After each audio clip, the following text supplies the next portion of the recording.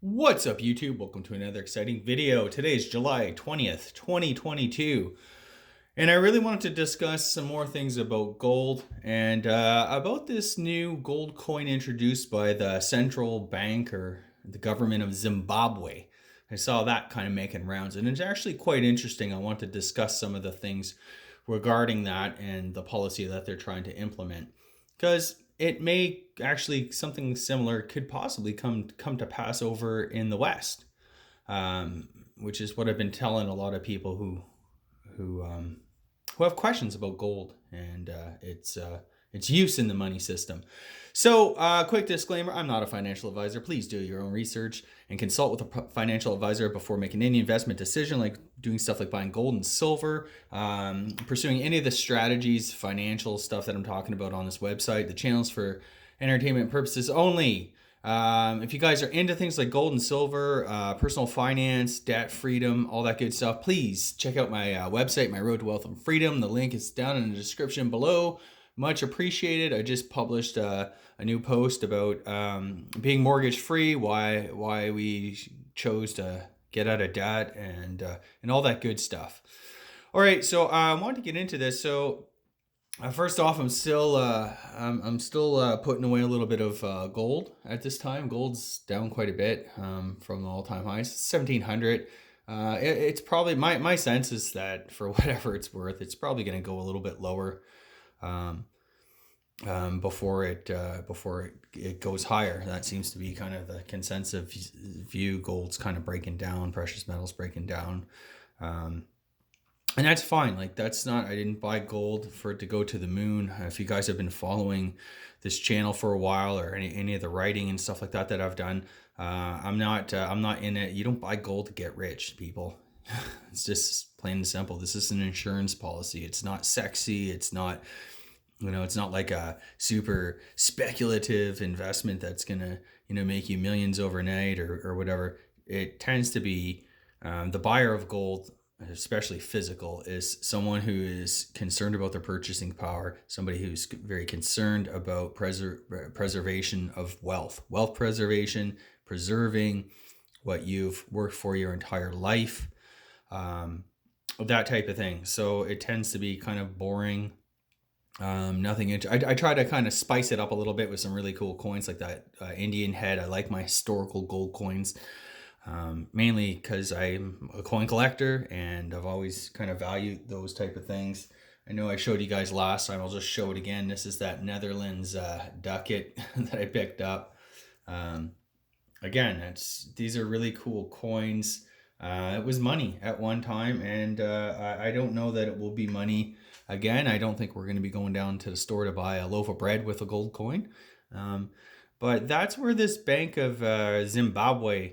And so I just want to go into that now. Let's kind of discuss that, because I really think that's really, really interesting.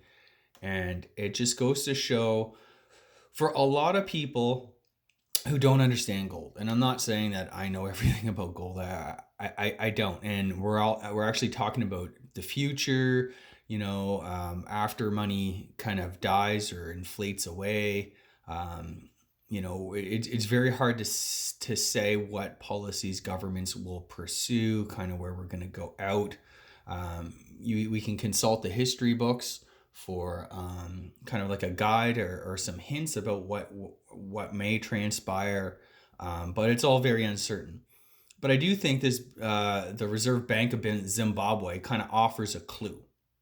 So they introduced gold coins.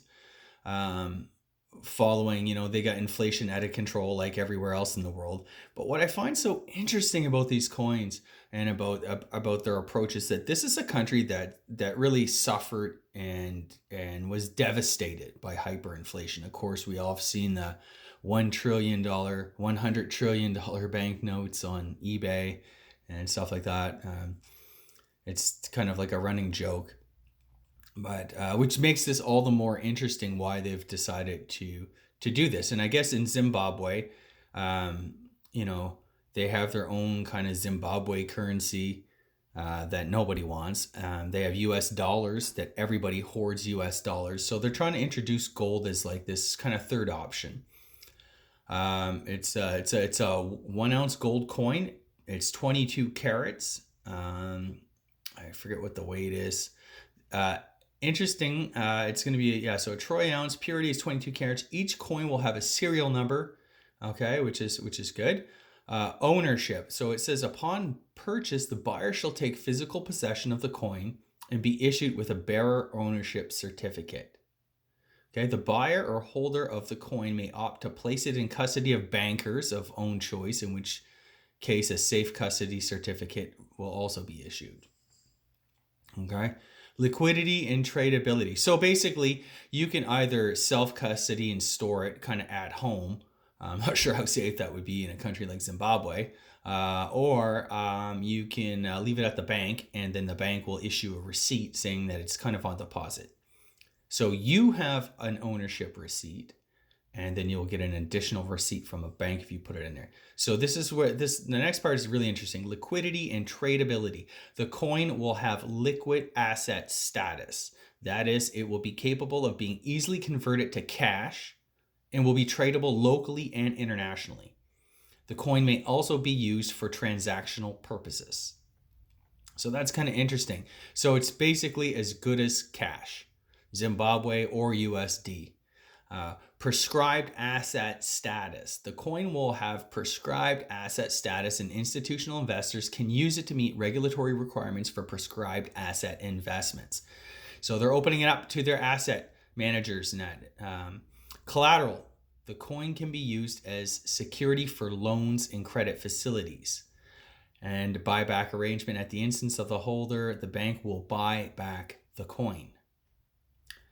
All right, so there's some other things I see. They're saying that there's a holding period. They're going to issue these coins. If you buy these coins, you have to hold them for 180 days before they can be sold or converted to cash. I'm not really sure what they're doing, but a couple of these things are very, very interesting, because this is, when you talk to gold about anybody, or talk about gold with people, they're always like, oh, I don't need gold. I have guns and stuff like that. I'll trade you my lead for your gold, and so all this ridiculousness.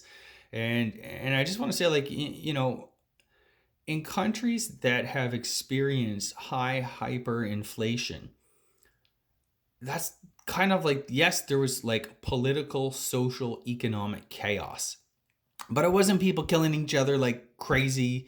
It's not like the law of the jungle, basically. And that to me is kind of foolish thinking, and it's really leaving people completely exposed and unprepared to, um, you know, our currency completely collapsing into oblivion, worthlessness. Um, I just don't. I just want, like, after natural disasters, people don't go crazy and do all this stuff. When wars break out, people, like, I just find that such a kind of like a stupid thing to say. uh, and uh, and it's not really understanding the seriousness and severity of this. If you're not a murderer, you're not gonna go start killing people and taking gold or whatever. Like, you know what I mean? It's just not turning into a Mad Max world. And if anything, that's what history shows. More often than not, it doesn't devolve into the Mad Max chaos, anarchy type world. Instead, countries and social, I don't know, like societies, and that, they kind of rebuild, and precious metals are kind of at the fore in those countries. So I just want to kind of like throw that out there as well. Because that's a big thing. Like, well, why would I want to hold gold or silver, for that matter? Like, what am I going to do with it?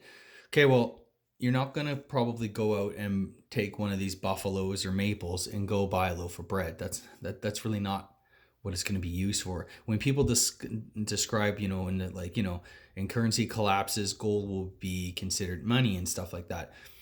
I think I do think it can be liquid, but honestly, what is this piece of gold going to buy you in a world like that? You're not going to be doing your groceries with, a weekly grocery shop with 1 ounce of gold. The Bank of Zimbabwe here, I think they're kind of hitting the nail on the head. This is probably where it's going. people, and this is kind of what I always thought, it'll be basically kind of like a reserve asset that people have. It'll be kind of as good as a home. Like right now, if you own your own home, you can borrow against it, use it as collateral, all sorts of stuff. Well, I think that's kind of where it's going to go with gold. People will hold gold, and it will be a form of collateral. I mean, it's going to be way too valuable to do petty like transactions. Even silver could potentially kind of explode. Maybe 1 ounce of silver will do your weekly groceries. Maybe not. I don't know, but for sure, gold will be probably in a bank somewhere. It'll kind of, I guess, go back to the way it was 100 years ago. You'd have gold in an account in a bank or wherever. I know most people want to hold it at home and stuff like that, but this is kind of after the collapse. Like where could this go? And you would have gold and possibly even silver as it's going to be a liquid tradable asset. You can borrow against it. It'll be seen as probably pristine collateral. There's no counterparty risk, especially if you need to borrow money from a bank or something like that, and you deposit a couple gold coins. Investors will probably have some, for sure, like asset managers. But the interesting things, so it can be used as collateral, and I think that's kind of where it's going to go, for loans and credit facilities, and that's how people will probably use it. There might even be like a fractional gold system. Maybe it will be on the blockchain or whatever. Anyways, I just want to kind of point that out because I was reading through this article. Usually I don't read this stuff, all this crazy stuff out of Africa. Uganda finds more gold than has ever been mined, and this, that, and the other. It's like so much BS. But this Reserve Bank of Zimbabwe stuff, I've been kind of passing it over. I haven't been really reading to what they're saying. I've been just like kind of jokingly, mockingly passing over these articles. But now that I kind of got into it, that's a very, I think the example of Zimbabwe today is kind of instructive, for people in the West who don't understand gold, who don't understand history, and who really question like the worth, the value of gold. Why would you want it? And what use might it ever have in the future, right? And I mean, right now we're kind of not in that world. Gold is appreciating. It has appreciated for the last 20 some years. Around the world, it's becoming more and more adopted. More and more countries, central banks now are buying it. There's this big push to kind of displace the U.S. dollar as a reserve currency, and so a lot of countries are kind of looking to add to gold. Are they going all in on gold? No, but they're adding gold, whatever that's worth. Some countries like Russia and China are probably doing it more than other countries, like say maybe Japan or some countries in Europe or whatever. But that seems to be the trend. And the other thing too is like in the Depression, Roosevelt outlawed ownership of gold. It can be seized, and yes, all this stuff can probably happen. My guess, the sense that I have, is that because gold today is not legal tender, and because during the Depression the issue was the runs on banks, gold was money back then, and banks had to have, I think, their capital levels, I don't know if it was 25 to 40% of their deposits needed to be held in physical gold, to meet demand and stuff like that. And then when there's runs, the gold was getting drained. Okay, and then that's kind of where it all kind of collapsed. So we're not really in that situation today. We're under 100% purely fiat system. Money is things like this. So I got these I call these Trudeau bucks and Biden bucks. That's what money is today. So gold has a different status, and I do think that in a world like that, how are we going to kind of create a new system, or how will the powers be look to reintegrate gold into kind of the mainstream financial system, I think that will be kind of one of the ways. And yeah, so for whatever that's worth, um, no, the whole world's not going to collapse into chaos, and it's not going to be a dog eat dog world. My guess is that kind of like what Zimbabwe is doing. You'll have gold. Yes, it can be on deposit. If you don't feel comfortable with that, then you will self custody it, or I don't know, hide it under your mattress, or I don't know what you want to do. Maybe in a third party vault. But the point is, it will be an asset that you can borrow against, and like a high quality asset. Probably as good, if not better, than maybe even like a property that we can borrow at really good rates against today. And where else was I going to go with this? Yeah, so I don't think it's going to come into like that civilizational collapse or anything like that. I think what it's just going to be, it will be another widely accepted asset class. And that's why it's important for people to, if you don't own any gold, if you have, a certain amount, a certain level of wealth, you should probably buy a little bit. I mean, a 1 ounce coin is rather expensive. It's about, 1,800 to 2,000 US, around 2,400 Canadian. But there's like smaller coins, like a 10th ounce. That's, maybe $150 US, or $250 Canadian, or something like that. Like, there are things like that you can do. You don't have to go all in on any of this. And it really is insurance. It just to kind of protect your wealth and purchasing power. So if all else fails, or if there's a reset, or if there's this collapse, you're going to be in a position where you won't lose everything. My own personal portfolio. I have a lot of money in a paid off house.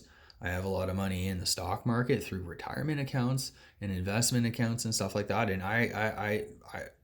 I'm concerned about that. I could face substantial loss, not only just kind of in purchasing power or whatever, but like your quality of life. And I think that is standard of living. And that's another kind of dimension that people don't really understand. People are starting to understand it though, because we're feeling the squeeze. There's probably like 15-20% inflation going on. People are really, really hurting. And, what's happening now is people are kind of dropping off. The poor are really suffering. The middle class, there's so many people that are just living paycheck to paycheck, teetering on the edge, and this stuff is pushing them down the rungs. And middle class people are becoming poorer, and their standard of living is declining. So anyway, that's why I kind of think that, it's just prudent to own a little bit of gold. I'm not trying to hype gold. I never do. I love, my historical gold coins and these bullion coins. Like, I appreciate it. I always have. But I do think that, and the other thing too that I get is like, well, it's just useless. It sits there. It does nothing. It doesn't earn. It's not supposed to. That's the thing. I think that's what we've kind of lost. And everybody's just so like, what's the rate of return? How much passive income? I want interest, or I want dividends, or distributions and stuff like that. That's all I care about. I think they're really missing the boat. Gold and silver, you don't need a lot of it to kind of do its job to protect it, especially for the average person. I mean, if you have a net worth, like I don't even have 10% in gold. Maybe I do through like paper investments, like stocks and stuff like that. But physical, I have nowhere near that. But I'm trying to build towards, a certain number, at least 5%, and maybe that's not enough. But the thing is, when you're faced with the prospect of potentially kind of like having devastating losses, it's better to have something than nothing. And these crisis periods can last for months or sometimes even years, and I think it's worth being resilient And that's what kind of gold and to a lesser degree silver kind of gives you. It gives you that ability to weather the storm and come out the other side. So that's all I want to talk about today. I hope you guys enjoyed this video. If you have, please like the video, subscribe to my channel, check out my website, My Road to Wealth and Freedom. And thanks so much for helping us to support the channel and my website. I sincerely do appreciate it. If you guys use my links for Amazon and that does kind of help me out. Or if you purchase, I don't know, precious metals, check out my links, but do your own research, do your own homework. This isn't financial advice, like I've said before. This is just kind of good financial planning, maybe financial strategizing, something like that. That's it for today, guys. Take care.